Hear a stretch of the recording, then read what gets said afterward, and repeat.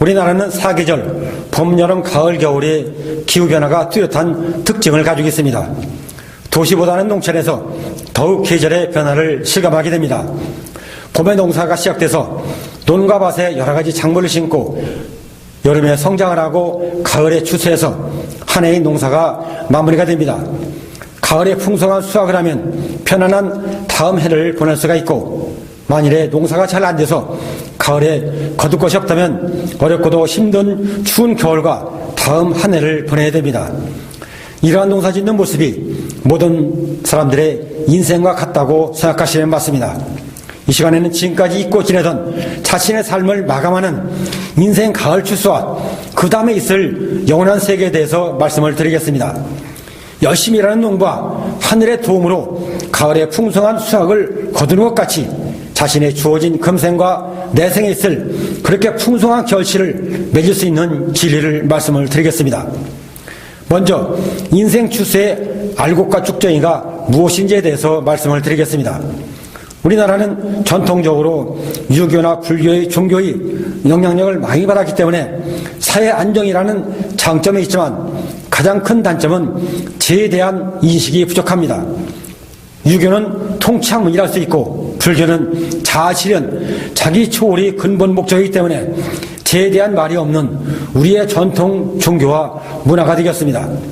그러다 보니 죄의식, 죄책감, 죄사함, 그리고 회개라고 하는 근본적으로 개인을 변화시킬 수 있는 진리가 없는 우리의 전통 종교랄 것입니다. 특히 윤회사 같은 경우는 자신의 잘잘못을 합리화시켜서 자신의 지은 죄에 대한 회피 수상이 되고 있고, 그렇다고 해서 자기의 죄가 없어지는 것도 아닌데 윤회사를 사실로 믿고 있습니다. 이 말씀은 자신의 죄가 해결되지 못한 상태에서 육체의 기간이 끝나고 나면 그 죄에 대한 책임을 그 사람의 영혼이 하나님 앞에서 정죄받아야 한다 하고 하는 성경의 진리와 정반대가 되는 우리 전통 종교인 것을 알아야 됩니다. 결국 전통 종교와 문화대로 살다 보면 하나님 앞에서 심판을 받게 되는 쭉정이 인생이 될 수밖에 없는 우리의 현실을 직시해야 됩니다. 왜냐하면 알곡과 쭉정이 인생은 하나님 앞에서 가려지기 때문에 그렇습니다. 세례요한은 다음과 같이 군중들에게 가을 추수를 기회하면서 예수님을 설명을 하고 있습니다. 마태복음 3장 11절 12절에 나는 너희로 회개하기 위하여 물로 세례를 베풀거니와 내 뒤에 오시는 이는 나보다 능력이 많으시니 그는 신을 들기도 감당하지 못하겠느라. 그는 성령과 불로 너희에게 세례를 베풀 것이요 손에 키를 들고 자기의 타작마당을 정하게 하사 알곡은 모아 곡간에 들이고 죽정이는 꺼지 않는 불에 태우시리라. 이 말씀에서 예수님께서 두 가지 사역을 하신다는 말씀입니다. 첫째는 성령과 불로 세례를 주시는 일, 그리고 둘째는 가을 타작을 직접 하신다는 말씀입니다. 성령과 불로 세례를 주신다는 말씀은 예수님께서 승천하신 이후에 사도행전 2장의 오순절 날에 성취가 되었습니다.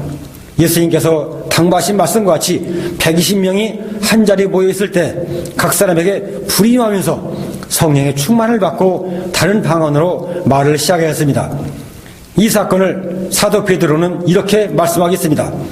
사도행전 2장 38절 40절에 베드로가 이르되 너희가 회개하여 각각 예수 그리스도의 이름으로 세례를 받고 제사함을 받으라. 그리하면 성령을 선물로 받으리니 이 약속은 너희와 너희 자녀와 모든 먼 데 사람 곧 주 우리 하나님이 얼마든지 부르시는 자들에게 하신 것이라 하고 또 여러 말로 확증하며 권하여 이르되 너희가 이 패역한 세대에서 구원을 받으라니. 이 말씀에서 세 가지 과정으로 성령 받는 것을 말씀하겠습니다. 첫째는 회개와 세례, 그리고 다음에 제사함 받고, 그리고 성령을 선물로 받는다는 말씀이고, 이로써 죄로 인하여 쭉정이 되었던 인생들이 돌이켜서 제사함을 받고 성령으로 거듭 태어난 다음에 알곡의 사람으로 변화된다는 말씀입니다. 이런 개인의 근본적인 변화되는 모습을 초대교회 성도들에게 볼 수가 있습니다.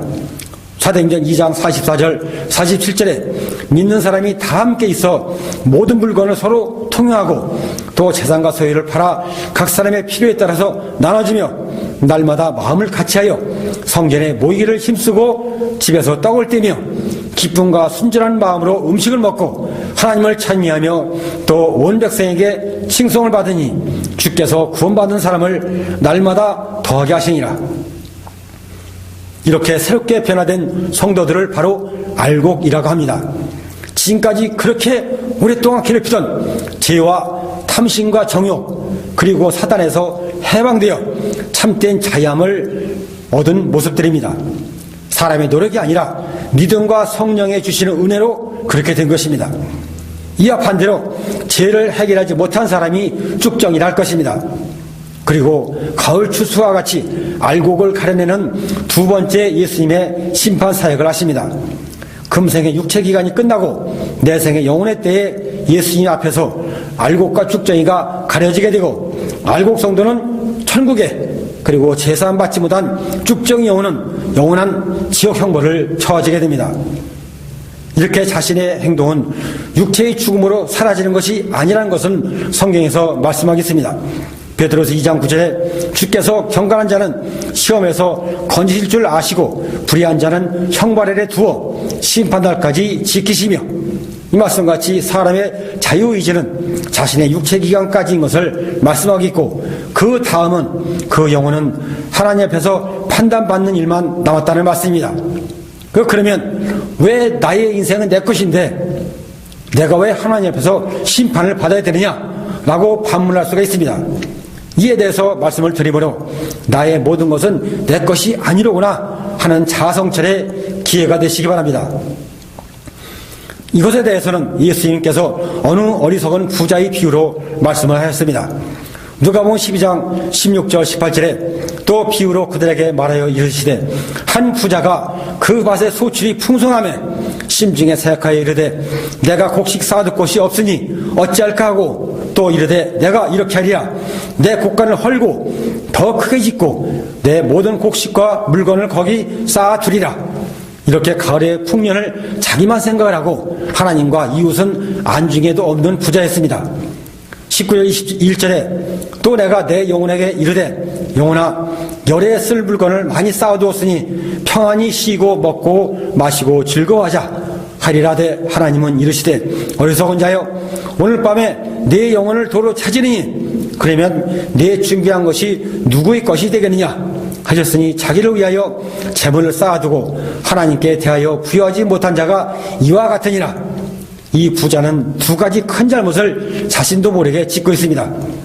첫째는 농사를 잘 지어서 풍작을 얻었으니 그 곡식은 모두 자기 것으로, 그리고 두 번째는 자신의 영혼이 자기 것이 아니라 영혼의 주인은 하나님인 것을 망각을 하고 오직 육체로 먹고 마시고 즐기는 것만이 인생의 전부인 것으로 착각을 하고 살았습니다.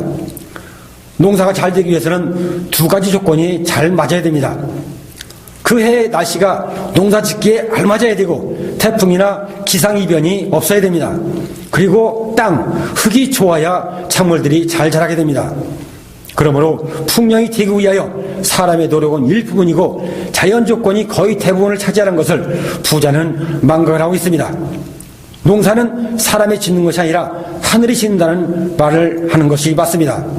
농사를 지어본 사람이라면 누구나 다 하루하루 날씨에 가장 관심이 많게 되는 이유가 됩니다. 그리고 사람은 동물이 아닌 영혼을 가진 하나님의 형상대로 지음받은 사람을 잊고 동물같이 자기 혼자 먹고 마시고 즐기는 거면 몰두하겠습니다.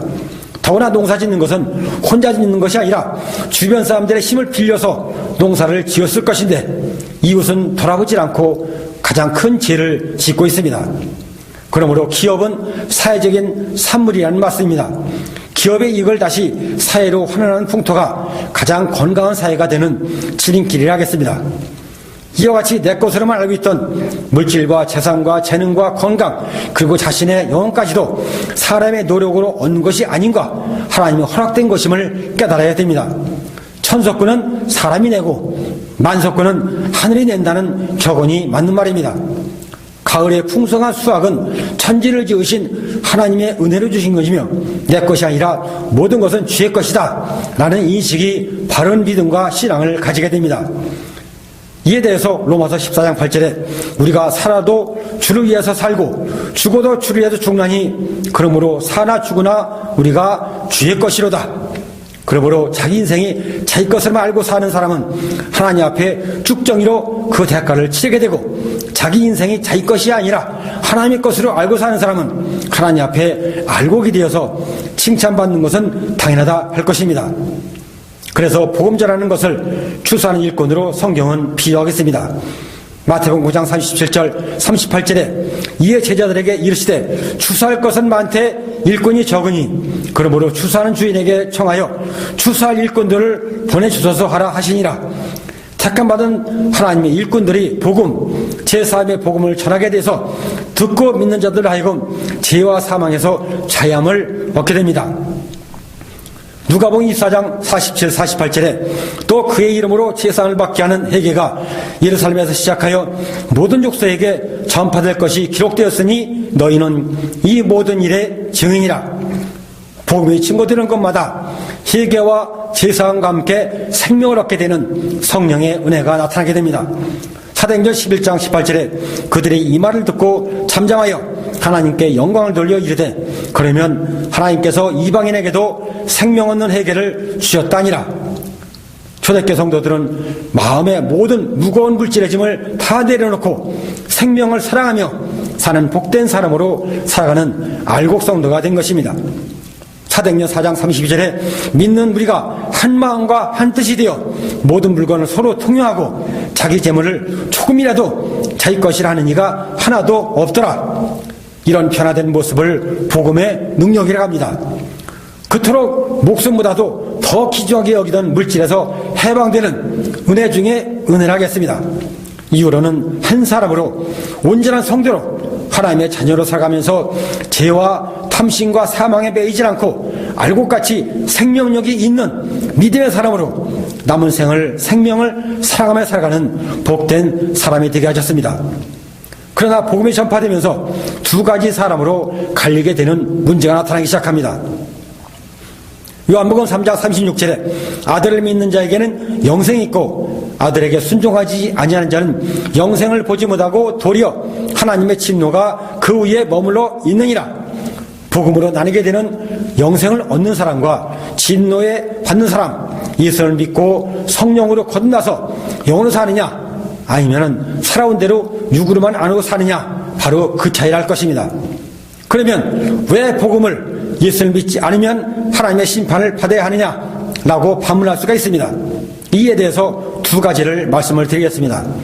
첫 번째는 예수님께서 만물의 심판주 되심을 친히 말씀하셨습니다.